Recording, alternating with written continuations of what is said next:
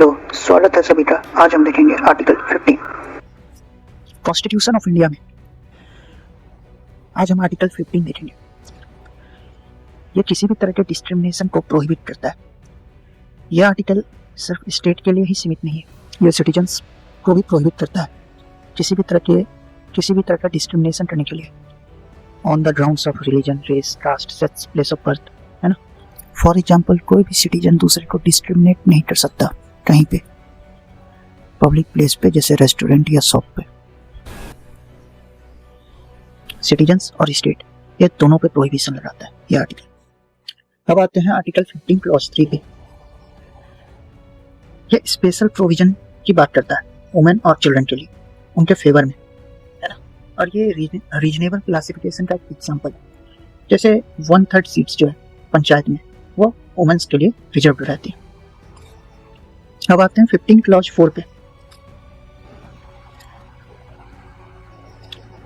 ये first constitutional amendment act, यह special provision की बात करता है एडवांसमेंट के लिए socially and educationally backward class या फिर शेड्यूल कास्ट और शेड्यूल ट्राइब्स के लिए, है ना।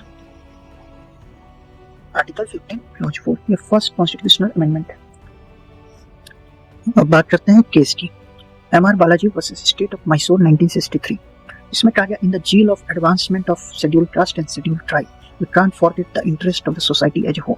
इसलिए बताया गया कि मैक्सिमम रिजर्वेशन जो दिया जाए वो 50% से एक्सीड नहीं होनी चाहिए, है ना। M.R. Balaji versus state of Mysore 1963। फिर आते हैं Indira Sahni versus union of India 1995। इसमें भी बोला कि मैक्सिमम रिजर्वेशन 50% ही होनी चाहिए, एक्स्ट्रा ऑर्डिनरी केस है तो बात अलग। अब बात करते हैं 15 क्लॉज 5 की। Socially and economically backward classes, schedule caste और शेड्यूल ट्राइब्स, इनके लिए हम जो है एजुकेशनल इंस्टीट्यूशन में, है ना, रिजर्वेशन देंगे, प्राइवेट में भी। और इसको चैलेंज किया गया Ashok Kumar versus union of India में। बाद में ये 15/5 जो है वो अपहरण हुआ। फिर 103 कॉन्स्टिट्यूशनल अमेंडमेंट एक्ट आया।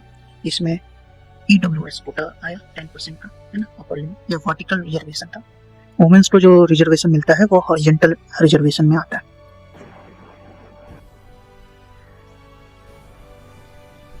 आर्टिकल 16 क्लॉज 4A बात करता है रिजर्वेशन इन प्रमोशन की, जिसे चैलेंज किया गया था M. Nagaraj versus union of India और जर्नैल सिंह में। इसमें आर्टिकल 16 क्लॉज 4A अपहेल्ड हो जाता है। अब हम देखेंगे आर्टिकल 19। आर्टिकल 19, है ना,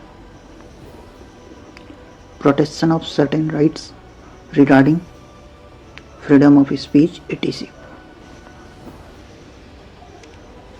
तो सबसे पहली बात तो ये है कि ये जो राइट है वो बस सिटीजन के लिए,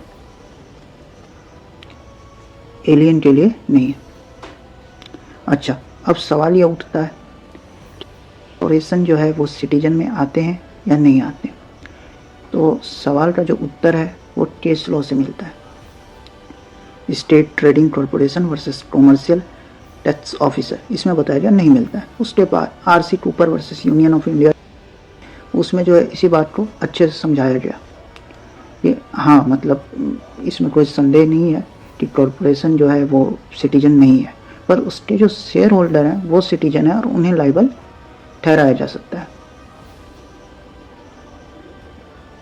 RC Cooper versus union of India 1970।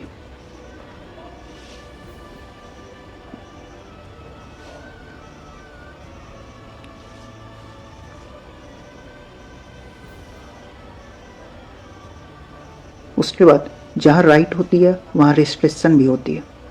हाँ, पर यह भी है कि रिस्ट्रिक्शन जो है वो एक्सेसिव नहीं होनी चाहिए और आर्बिट्रेरी नहीं होनी चाहिए, है ना।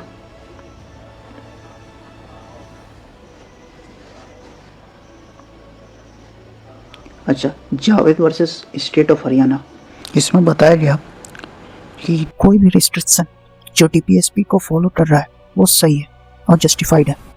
ये केस इसलिए आया था क्योंकि जो रूल बना था जिसमें जिसके भी 2 से अधिक बच्चे थे वो डिस्क्वालीफाई हो जाते हैं इलेक्शन लड़ने से। तो ऐसा बाद में जजमेंट आया कि हाँ, ये जस्टिफाइड है क्योंकि ये सोशल जस्टिस को प्रमोट करता है।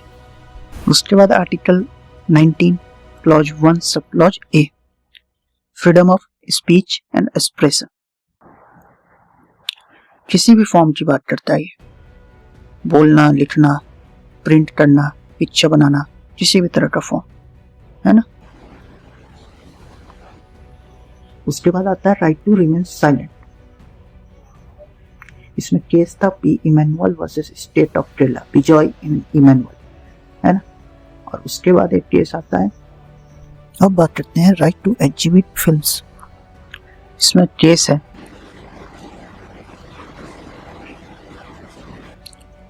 Bobby art international versus Ompal Singh होन।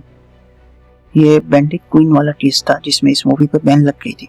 फिर ये मामला कोर्ट में जाता है और वहां पे राइट टू एग्जिबिट फिल्म्स का अधिकार मिला और ए सर्टिफिकेट के साथ फिल्म रिलीज हुई। फिर एक केस आता है right to fly national flag वाला, है ना, नवीन जिंदल का केस। इसमें कहा गया होस्ट कर सकते हो पर आपको नेशनलिज्म की भावना होनी चाहिए और प्रॉपर कंडीशन होना चाहिए, ये सब कंडीशन था इसमें। 19(1)(a का रिस्ट्रिक्शन 19 क्लॉज 2 में है, 19(1)(b का 19(1)(3) में दिया, 19(3) में दिया है, सॉरी